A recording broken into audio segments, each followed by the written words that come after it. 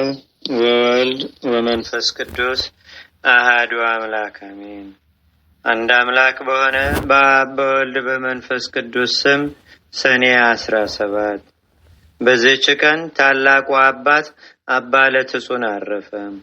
ይህም አባት ከብህንሳ አገር ነበር። ጎልማሳ በነበረ ጊዜም ነፍሱን ሊያድናት የሚሻ ይጣላትም ነፍሱንም ስለ እኔ የጣላትም ያገኛታል ለዘላለም ሕይወትም ይጠብቃታል የሚለውን በቅዱስ ወንጌል ውስጥ የተጻፈውን የሕያውን የንጉሥ ክርስቶስን ቃል ሰማ። ወዲያውኑም ልቡ ስለ እግዚአብሔር ፍቅርና ስለ ዘላለማዊ ተድላ እንደ እሳት ነደደ። ቅዱስ ቁርባንንም ተቀብሎ እስዋዕት ወደሚባል ገዳም ሄደ። በጾም በጸሎትና በስግደትም ታላቅ ተጋድሎን ያለማቋረጥ ይጋደል ጀመር። ሰባት ቀንም ይጾም ነበር። የእግዚአብሔርን መልአክ ተገለጸለትና የምንኩስና ልብስን ያለብሰው ዘንድ ወደ አባ ኤስድሮስ እንዲሄድ አዘዘው። እርሱም መልአኩ እንዳዘዘው ሄደ። አባ ኤስድሮስም በልብሱና በአስኬማው ላይ 40 ቀኖች ጸለየ። ከዚያም በኋላ ልብሱንና አስኬማውን አለበሰው፣ በገድል መጠመድንም ጨመረ። ከዚህም በኋላ በመምህሩ ፍቃድ ወጥቶ እየተጋ እየጾመናም እየተጋደለ ብቻውን ኖረ። ከእርሱም አቅራቢያ የሆነ አንድ ገዳም ነበረ። የገዳሙን መነኮሳትም ይጎበኛቸው ነበር። በአንዲት ዕለትም ወደዚያ ገዳም ሄዶ አበምኔቱንም ታሞ ለሞት ደርሶ አገኘው። መነኮሳቱም በዙሪያ ሆነው ያለቅሱ ነበር። አባ ለትጹንም የሰይጣን ሰራዊትን ከበውት ደስ ሲላቸው አያቸው።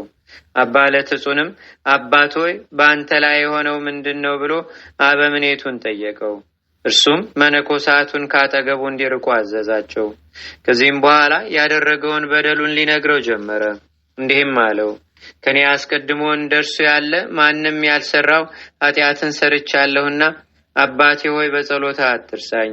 እኔ ቅስና ልሾም ፈልጌ ባልሾሙኝ ጊዜ ወደ ሌላ አገር ሄደው ኤጲስቆጶሱም ቅስና ሹሞኛል ብዬ በድፍረት በቁርባኑ ላይ የምቀድስ ሆንኩ። ለጠላሁትም በቁርባኑ መስዋዕት ውስጥ መርዝ አድርጌ ሰጠዋለሁ፣ እርሱም ይሞታል። ከእናቴም ጋር 10 ጊዜ ተኝቻለሁ። ከእኔም ጸንሳ ለመውለድ በደረሰች ጊዜ ስራ ያጠጥቼ ሕፃኑን በሆዷ ውስጥ ገደልሁት። ኃጢአቴ ብዙ ነው፣ ተነግሮም አያልቅም። ከበጎ ስራ ምንም የሰራሁት የለም። ነገር ግን በጸሎታ አትርሳኝ፣ ከዚህ ከኃላፊው ዓለም መውጫ ይደርሷልና። ወዲያውም በክፉ አሟሟት ሞተ።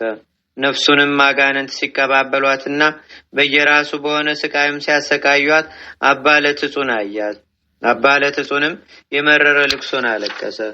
አባ ለትጹን ስለ ወዳጆቹ ነፍሱን አሳልፎ የሚሰጥ ያለ ከሆነ ከዚህ የሚበልጥ ፍቅር የለም የሚለውን የቅዱስ ወንጌሉን ቃል አሰበ። አባ ለትጹንም ስለዚህ አጠሰው ነፍስ ክብር ይግባውና ጌታችንና አምላካችን መድኃኒታችን ኢየሱስ ክርስቶስን እየለመነ 5 ጊዜ እስከሚሞት ሰውነቱን ሊያሰቃያት ጀመረ። የመላእክት አለቃ ቅዱስ ሚካኤልም መጥቶ አስነሳውና እንዲህ አለው፣ ስለዚህ ኃጢአተኛ ነፍስን አትግደል፣ ምሕረት አይገባውምና እግዚአብሔር እውነተኛ ፈራጅ ስለሆነ በደሉ አይሰረይለትም። አባ ለትጹን ግን መሐሪ ይቅር ባይ ወደሆነ እግዚአብሔር ስለዚህ ኃጢአተኛ እየለመነ ራሱን ማሰቃየት አልተውም። ከዚህም በኋላ ራሱን በባህር አስጥሞ ሞተ። ያን ጊዜም ታላቅ ነጎድጓድ ሆነ። ክብር ይግባውና ጌታችንና አምላካችን መድኃኒታችን ኢየሱስ ክርስቶስም ወርዶ በባህር ዳር ተቀመጠ። ከባህርም አውጥቶ ከሞት ያድነው ዘንድ ቅዱስ ሚካኤልን አዘዘው። እርሱም አድኖ ክብር ይግባውና በጌታችን ፊት አቆመው። ጌታችንም የመረጥኩህ ለትጹን ሆይ ኃጢአቱ እጅግ ብዙ ስለሆነ ከኃጢአተኞች ሁሉ በደል ስለሚከፋ ምሕረት ስለማይገባው ስለዚህ ኃጢአተኛ ብዙ ጊዜ ነፍስን ለምን ትገድላለህ አለው።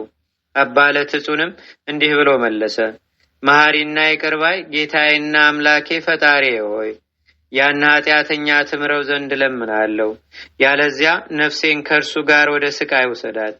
ከዚህም በኋላ ጌታችን የዚያን ኃጥእ ነፍስ ያመጣት ዘንድ ቅዱስ ሚካኤልን አዘዘውና አመጣት። በከበሩ እጆቹም ዳሰሳት፣ እንዳልተፈጠረችም አደረጋት። ይህቺ ነፍስ አፈር ትሁን እንጂ ለስቃይ ወይም ለሕይወት ልትሆን አትሁን አለ። አባ ለትጹንም ስለ ይቅርታውና ቸርነቱ ገናንነቱም መድኃኒታችንን ፈጽሞ አመሰገነው። ከዚህም በኋላ ጌታችን አባ ለትጹንን የመረጥኩህ ለትጹን ሆይ በእውነት እነግርሃለሁ፣ መታሰቢያህን ለሚያደርግ ሁሉ በስምህ መባ ለሚያስገባ ወይም የተራበ ለሚያበላ፣ የተጠማም ለሚያጠጣ፣ የተራቆተ ለሚያለብስ ወይም ገድልህን ለሚጽፍ እኔ የሁሉንም ኃጢአታቸውን ይቅር እላለሁ፣ ስማቸውንም በሕይወት መጽሐፍ እጽፋለሁ፣ በጎ ዋጋቸውንም እሰጣቸዋለሁ። ጌታችንም ይህንን ብሎ ወደ ሰማያት አረገ። ቅዱስ አባ ለትጹንም እጅግ ደስ አለው። ወደ በዓቱም ተመልሶ እየተጋደለ ብዙ ዘመን ኖረ። እግዚአብሔርንም አገለገለው። መልካም ገድሉንም ፈጽሞ በሰላም አረፈ። ለእግዚአብሔር ምስጋና ይሁን። እኛንም በዚህ ጻድቅ ጸሎት ይማረን፣ በረከቱም ከኛ ጋር ለዘላለሙ ይኑር አሜን። ሰላም ለአባት ለትጹን እስከ ፍጻሜ ዘኪለ ከመያወፅ እምደን ብሴ ህጉለ ለለመዋዕል ሰዱስ እንዘይበል ቆጽለ በትርህም ታቤ እምብዛ ተጋደለ ገርለ በአምሳለ ኦፍ ኮነ ስጋሁ ከሌለ። በዚህች ዕለት ፍጹም መናኒ የሆነ የመጻተኛው ባህታዊ ጰላሞን የእረፍቱ መታሰቢያ ነው። እርሱም ከተጋድሎ የተነሳ ሰይጣን እስከ ደከመ ድረስ በተራራ ላይ እግዚአብሔርን እያገለገለ በገድል ተጠምዶ የሚኖር ነበር። ይህ አባት በቀንና በሌሊት ያለቅስ ነበር እንጂ ከማንም ጋር ሳይነጋገር ከቶ ሳይስቅ ለረጅምና ለብዙ ዓመታት ኖረ። ሰይጣንም የሚያስቅ ነገርንና ጨዋታን ብዙ ጊዜ በላዩ ያመጣበት ነበር። እርሱ ግን ፈገግ እንኳን አይልም፣ ነገር ግን የሚተክዝ ነበር። ክብር ይግባውና ልቡም በጌታችንና በአምላካችን በመድኃኒታችን በኢየሱስ ክርስቶስ ፍቅር የተመሰጠ ነበር። ሰይጣንም በእርሱ ላይ ተቆጥቶ የሚያድነ ሆነ። በአንዲት ቀንም አባ ጰላሞን የእጅ ሥራውን ሊሸጥ ተነስቶ ሄደ። ሲጓዝም ሰይጣን ጎዳናውን አሳተው፣ ልቡንም መሰጠው እንጂ ያውቅ ዘንድም አልተወውም። ከ7 ቀኖችም ፍጻሜ በኋላ አባ ጰላሞን ከረሃብና ከጥማት ብዛት የተነሳ በምድር ላይ ወደቀ፣ ለመሞትም ደረሰ። ሰውን የሚወድ እግዚአብሔርም እንዲጠፋ አልተወውም፣ ነገር ግን ሰይጣንን ከእርሱ አርቆ አሳደደው። አረጋዊ አባ ጰላሞንም በእርሱ የሆነውን ባወቀ ጊዜ ጌታዬና አምላኬ መድኃኒቴ ኢየሱስ ክርስቶስ ይርዳኝ ብሎ ጮኸ። ወዲያውኑም ጰላሞን ሆይ አትፍራ፣ ከእንግዲህ ወዲህ ጠላት በአንተ ላይ ክፉ ሊሰራ አይችልም። ነገር ግን ተነስተህ ወደ ደቡብ ጥቂት ተጓዝ። በዚያም በተራራው አጠገብ የሚኖር ስሙ ለትጹን የሚባል ሽማግሌ ጻድቅ ሰው ታገኛለህ። እርሱም ስለ ስሜ ብዙ መከራ የተቀበለ ነው። ያደረግከውን ሁሉ ሰይጣንም እንዴት እንዳሳተ ንገረው። እርሱ ኃጢአት እስቲሰረይ ስለ አንተ ይጸልያልና የሚል ቃልን ሰማ። ወዲያውኑም ብፁዕ አባ ጰላሞን ተነስቶ ከእጅ ሥራው ጥቂት ተሸክሞ አቤቱ በስምህ አድነኝ የሚለውን የዳዊት መዝሙር እስከ ፍጻሜው ዳግመኛ 63ኛውን መዝሙር እያነበበ ቃሉ ወደ አመለከተው ሄደ። ጌታችንም መርቶ ወደ ሽማግሌው አባ ለትጹን አደረሰው። አባ ለትጹንም ባየው ጊዜ በደስታ ተቀብሎ ሰላምታ ሰጠው። ወደ ተራራውም አመጣው። ከጸለዩም በኋላ ተቀመጡ። አባ ጰላሞንም የመረረ ልቅሶን እያለቀሰ ሊነግረው ጀመረ። ከታናሽነቱ ጀምሮ ሰይጣንም እንዳሳተው እንዲህ ብሎ ነገረው። በአንዲት ዕለት የእጅ ሥራዬን ልሸጥ በግብፅ ገበያ መንገድ ስጓዝ ሰይጣን መጥቶ ልቤን አዘነጋት። መድኃኒቴ የሚሆነኝን የጌታዬንና የአምላኬን የመድኃኒቴን የኢየሱስ ክርስቶስንም ስም ጠራ ዘንድ አልተወኝም።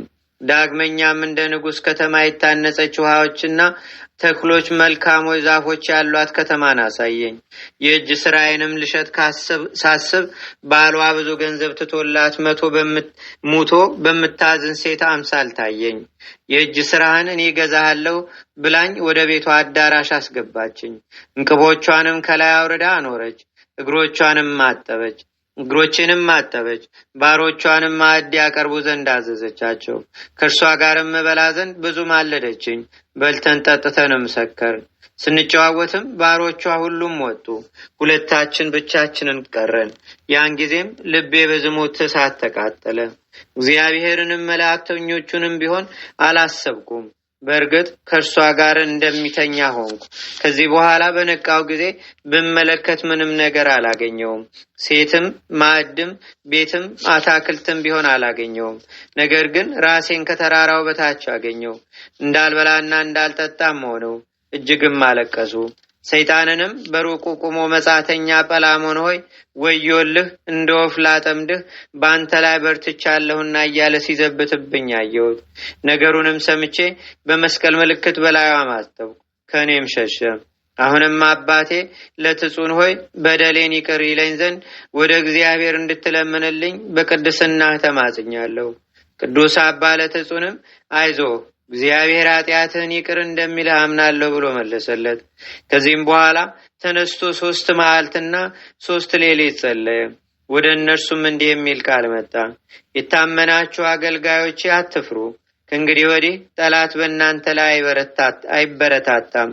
ጰላሞንም የሰራውን ኃጢአት በራሱ በሰይጣን ላይ ያደረግሁ የጰላሞንን ኃጢአት ብቻ አይደለም፣ ነገር ግን የሚፈትናቸውንም ሰዎች ሁሉ ኃጢአታቸውን በሰይጣን በራሱ ላይ እመልሳለሁ። ከዚህ በኋላ አባ ጰላሞን ከአባ ለትጹን በረከትን ተቀብሎ እግዚአብሔርን እያመሰገነ ወደ በዓቱ ሄደ። ተጋድሎውንም ፈጽሞ በሰላም አረፈ። ለእግዚአብሔርም ምስጋና ይሁን። እኛንም በቅዱሳን ሁሉ ጸሎት ይማረን ለዘላለሙ አሜን። ሰላም ለጰላሞን እምድኅረ አስፈጦ መፍቀሬ ሀጉል እንዘ ይገብር ምታተ በዘዚሃው አምሳል እመእግዚአብሔር መሐሪ ወመስተሳኤል ለስርየተ ጌጋዩ አመ ተፈነወ ቃል ዲበ ርእሰ ሰይጣን ዘንተ አገብ ዘይብል። ዳግመኛም በዚች ቀን የመደራው የብፁዕ አባ ገሪማ መታሰቢያ ሆነ። የዚህም ቅዱስ አባቱ የሮም ንጉሥ ነበር። ስሙም መስፍንያኖስ ይባላል። የንግሥት እናቱ ስምም ሰፍንግያ ነው። እርሷም መካን ስለሆነች በእናቷ በቅድስት ድንግል እመቤታችን ማርያም አማላጅነት በመማፀን ወደ እግዚአብሔር እየለመነች ኖረች። ከዚህ በኋላ ይህን የተባረከ ልጅ ተቀበለች። ስሙንም ይስሐቅ ብላ ጠራችው። ጥቂት ባደገ ጊዜም የቤተ ክርስቲያን ትምህርት አስተምራው ዲቁና አሾሙት። አባቱ በሞተ ጊዜም የሮም ሰዎች በአባቱ ዙፋን ላይ አነገሱት። እየፈረደና በቀን እየገዛም 7 ዓመት ኖረ። በዋሻ የሚኖረው አባ ጰንጠሌዎንም በሰማ ጊዜ እንዲህ ብሎ ወደ እርሱ ላከ። ልጄ ይስሐቅ ሆይ ሙታኖቻቸውን ይቀብሩ ዘንድ ሙታኖችን ተዋቸው። አንተ ግን ክብር ይግባውና የጌታችንና የአምላካችን የመድኃኒታችን የኢየሱስ ክርስቶስን የማያልፍ መንግሥት ሻ ዘንድ ወደ እኔ ና። አባ ገሪማም መልእክቱ ደርሶት በሰማ ጊዜ መንግሥቱን ትቶ በሌሊት ወጥቶ ሄደ። ያን ጊዜም ጌታ የላከው የመላእክት አለቃ ቅዱስ ገብርኤል ተገለጠለት። ብርሃናውያን በሆኑ ክንፎቹም ተሸክሞ የ10 ወር የሚሆነውን መንገድ በ3 ሰዓት አደረሰው። በአባ ጰንጠሌዎንም በአባ ጰንጠሌዎንም ደጅ አቆመው። ይህም በኢትዮጵያ ንጉሥ በልአሚድ ዘመን ነበር። አባ ጰንጠሌዎንም ቅዱስ ይስሐቅን ባየው ጊዜ ደስ ብሎት አቅፎ ሳመው። ወደ በዓቱም አስገብቶ የምንኩስና ልብስን አለበሰው። ይስሐቅም በጾም በጸሎትና በስግደት ተጠምዶ ቆዳው ከአጽሙ እስከሚጣበቅ ሲጋደል ኑሮ ከዚህም በኋላ መደራ ወደ ተባለ ቦታ ሄደ። በዚያም ድንቅና ተአምር እያደረገ በሽተኞችንም በመፈወስና አጋንንትን በማስወጣት ብዙ ዘመን ኖረ። በአንዲት ዕለትም በጠዋት ስንዴ ዘራ። በሰርክም አዝመራውን ሰብስቦ አስገባ። ከእርሱም መስዋዕትን አሳረገ። በማግስቱም በግራር ዛፍ ላይ በሮችን አውጥቶ የስንዴውን ነዶ አበራየ። 77 የእንቅብ መስፈሪያም ሆነ። ሁለተኛም የወይን አረግ በአለት ላይ ተከለ። ወዲያውም የበቀለች አበበችንምና አፈራችም። በእርሷም መስዋዕትን አሳረገ። አንዲት ቀንም ሲጽፍ መሸና ፀሐይ ሊጠልቅ ተቃረበ። በቦታውም እንዲቆም አዘዘው። ጽፈቱንም እስጨርስ ቆመ። ምራቁንም ትፍ ባለበት ዘንድ እስከ ዛሬ ለበሽተኞች ፈውስ ሆኖ ይኖራል። ከእጁም ብር በወደቀ ጊዜ ወዲያው በቀለ፣ አቆጥቁጦም አደገ። በአንዲት ዕለትም ሰዎች ወደ አባ ጰንጠሌዎን መጥተው ቀሲስ ይስሐቅ እኮ ከበላ በኋላ የቁርባን ቅዳሴ ቀደሰ ብለው ነገሩት። አባ ጰንጠሌዎንም ወደ እርሱ ሄዶ ልጄ ይስሐቅ ሆይ ምስጢር ስላለኝ ካጠገባችን ሰዎችን አስገልል አለው። ይስሐቅም ሰዎችን ተውና እንጨቶችና ድንጋዮችም ይገለሉ አለ። ወዲያውኑም እንጨቶችና ድንጋዮች 1 ምዕራፍ ያህል ሸሹ። አባ ጰንጠሌዎንም ልጄ ይስሐቅ ገረምከኝ አለ። ስለዚህም ከዚያች ጊዜ ጀምሮ ገሪማ ተባለ። መልካም ተጋድሎውንና የቀና አካሄዱንም በፈጸመ ጊዜ ክብር ይግባውና መድኃኒታችን ኢየሱስ ክርስቶስ ተገለጠለት። ስሙን ለሚጠራና መታሰቢያውን ለሚያደርግ ገድሉንም ለሚጽፍ ለሚያጽፍም ለሚያነበውና ለሚተረጉመው ስማቸውን በሕይወት መጽሐፍ እንደሚጻፍ ቃል ኪዳንም ሰጠው። ዳግመኛም የተራበውን ላበላ የተጠማውንም ላጠጣ እኔ የሕይወት እንጀራን እመግበዋለሁ፣ የድህነት ጽዋንም አጠጣዋለሁ አለው። በቤተ ክርስቲያንህም በማህሌት ያመሰገነውንና የጸለየውን እኔ መላእክትን ምስጋና አሰማዋለሁ። የተራቆተውንም ለሚያለብስ የብልህ እጅ ያልሰራው የብርሃን ግምጃንም አለብሰዋለሁ። ነፍሱም ከስጋው በምትለይ ጊዜ የጨለማ መላእክት አይቀርቡትም። የብርሃን መላእክትንም በዙሪያ አቆማለሁ። በስምህም ቤተ ክርስቲያን ለሰራ በሰማያት 47 የብርሃን ቦታዎችን እኔ ሰጠዋለሁ። ለቤተ ክርስቲያንህ መባ የሚሰጠውንም እኔ በመንግስቴ ይቀበለዋለሁ። ቦታህንም የሚያከብረውንም እኔ በመንግስቴ ያከብረዋለሁ። ጠላቶች አጋንንትን ረግጦ የሚገዛበትንም እሰጠዋለሁ። አባ ገሪማም ይህን ታላቅ ሀብት በቸርነት ብዛት የሰጠኸኝ አቤቱ ስምህ ይክበር ይመስገን። ግን ጌታዬ ሆይ መታሰቢያዬን ላደረገ ገድሌንም ለጻፈ እስከ ስንት ትውልድ ትምርልኛለህ አለ። መድኃኒታችንም እስከ 12 ትውልድ እምርልሃለሁ አለው። አባ ገሪማም መድኃኒታችንን ልጆች ባይኖሩትስ ምን ታደርግለታለህ አለው። መድኃኒታችንም 12 እጥፍ ክብር እሰጠዋለሁ ብሎ መለሰለት። ዳግመኛም የሞት ጥላ እንደማያገኝህ ታላቅ የምስራች እነግርሃለሁ አለው። ይህንንም ተናግሮ ሰላምታም ሰጥቶት በታላቅ ክብር ወደ ሰማያት አረገ። ቅዱስ አባ ገሪማም በልቡ ደስ ተሰኘ። ወዲያውኑም በብርሃን ሰረገላ ተነጥቆ ብሔረ ሕያዋን ገባ። ለእግዚአብሔርም ምስጋና ይሁን። እኛንም በዚህ ጻድቅ አባ ገሪማ ጸሎት ይማረን፣ በረከቱም ከኛ ጋር ትኖር ለዘላለሙ አሜን።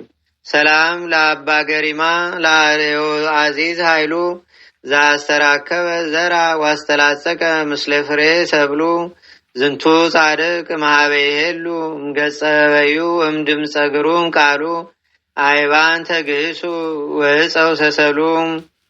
ዳግመኛም በዚህች ዕለት የሰማዕታት የነአኮራን፣ የበርተሎሜዎስ፣ የእለእስክንድርያ፣ የእለእስክንድሮስ፣ የዮሴፍና የጻድቂቱ ቅድስት አርሴማ መታሰቢያቸው ነው።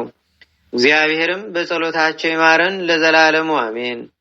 አንድ አምላክ በሆነ በአብ በወልድ በመንፈስ ቅዱስ ስም ሰኔ 18 በዚህች ቀን ከአባቶች ሊቃነ ጳጳሳት ቁጥር 45ኛ የሆነ የእስክንድርያ ሀገር ሊቀ ጳጳሳት ቅዱስ አባት ድሚያኖስ አረፈ። በዚህችም ቀን የሰማዕቱ ኤስድሮስ መታሰቢያው ነው። ለእግዚአብሔር ምስጋና ይሁን። እኛንም በቅዱሳን መላእክት፣ ጻድቃን፣ ሰማዕታት፣ ደናግል፣ መነኮሳት፣ አበው ቀደም ይልቁንም በሁለት ወገን ድንግል በምትሆን ከመቤታችን ከቅድስተ ቅዱሳን ከድንግል ማርያም ረድኤትና በረከት አማላጅነቷም በአገራችን በኢትዮጵያ በሕዝበ ክርስቲያኑ ሁሉ ላይ ለዘላለሙ አድሮ ይኑር አሜን። ዛቅረብኩ ማሌታ ዘኪራ ይላፈ ምለተጸምዱከ ዘልፈ ለላነብብ ተወከ ዘንዴቴ መጽሐፈ እንተረሰይከ እግዚኦ ጸሪቀ መለት ኩበ ምላቡ ውላን ዘተርፈ ነቢያት ቅዱሳን ዋርያት ሰባኪያን ሰማዕቶ ጻድቃን ደናገል አዲ ወመነኮሳት ኤራን ባርኩ ባርኮ ጉባኤ ዛቲ መካን እስከ አረጋዊ ለኢኮኖስ ሕፃን ለዘጻፎ በክርታስ ወለዛ ጻፎን ዘይደርስ ለዛ አንበቦ ለዘተርጎሞ በልሳን አዲስ ወለዘሰማ ቃሎ በዝነ መንፈስ በጸሎተሙ ማርያም አራቂተ ኩሉም ባይ ስቡረ ማረነ ኢየሱስ ክርስቶስ። አቡነ ዘበሰማያት ይትቀደስ ስምከ ትምጻእ መንግስትከ ወይኩን ፈቃድከ በከመ በሰማይ ከማሁ በምድር ሲሳይነ ዘለለለተን አበነዮ ምድግልና በሳነ ወጌጋየነ ከመንነን ንድግ ለዛበሰለን ኢታዋን እግዚ ውስጥ መንሱ ታላድነን ባላንም ኩሉ ኩይ ስመዛአከ የእቲ መንግስተ ኃይል ወስባት ለዓለም ዓለም በሰላመ ቅዱስ ገብርኤል መልአክ ወግዝት የማርያም ሰላም ለኪ ድንግል መሊናኪ ወድንግል በስጋኪ መግዚአብሔር ጸባዖት ሰላም ለኪ ብርክታንቲ እማ አንስት ወብሩ ፍሬ ከስኪ ተፈሲ ፍስት ኦ መለተጸጋ እግዚአብሔር ምስሌኪ ሳሊ ወጸልዩ አብ ፍቅር ወልኪ ኢየሱስ ክርስቶስ ከመሰረለን አጣዊነ ክብር ምስጋና ይሁን አንድ አምላክ ለሚሆን ለአብ ለወልድ ለመንፈስ ቅዱስ ዛሬም ዘወትርም ለዘላለሙ አሜን። ሰላም ለኪን ዘንሰግድ ብለኪ ማርያም እመነን አስጠበቋኪ ማርዌናዊ ተማጸነብኪ በእንተሃና ምኪ ወያቄ ማቡኪ ማበረን ዮን ድንግል ባርኪ ሰላም ለኪን ዘንሰግድ ብለኪ ማርያም እመነን አስጠበቋኪ ማርዌናዊ ተማጸነብኪ በእንተሃና ምኪ ወያቄ ማቡኪ ማበረን ዮን ድንግል ባርኪ ሕይወታችንን ባርኪ መብርሃን